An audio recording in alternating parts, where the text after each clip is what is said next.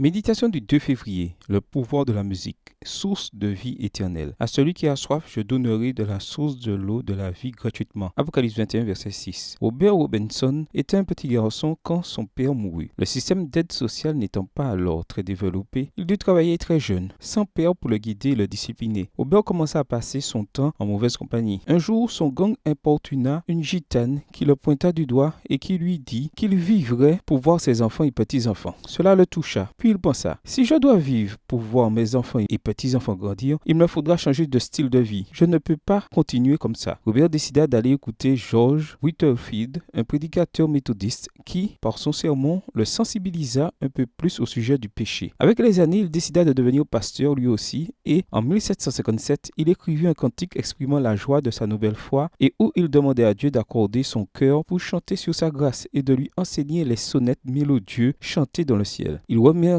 pour la façon dont il l'avait sauvé et parlait de son cœur, si enclin à s'éloigner de son Seigneur qu'il aimait. Quelque temps après, il quitta le méthodisme pour devenir baptiste. Plus tard, il commença à prêcher des idées très controversées, bien que continuant à aimer Dieu. Il s'éloigna de son style de vie pieux. On raconte qu'un jour, il voyageait en calèche quand une femme commença à fredonner le cantique qu'il avait composé des années auparavant. Il lui avoua en être l'auteur et, avec tristesse et nostalgie, il se remémora les fois où il avait été le plus proche de Dieu. Il lui dit qu'il donnerait tout pour retrouver cette intimité avec lui. La dernière partie du cantique, dans sa version originale en anglais, est une prière qui dit « Seigneur, prends mon cœur et scelle-le ». Peut-être que ton cœur, comme celui de Robert, est enclin à errer et à s'éloigner de la bergerie. Mais aujourd'hui, tu peux élever cette même prière. Sois assuré que Dieu y répondra. Il est la source de la vie éternelle et sa miséricorde inépuisable se plaît à pardonner. Bonne journée à toi et que le Seigneur te bénisse.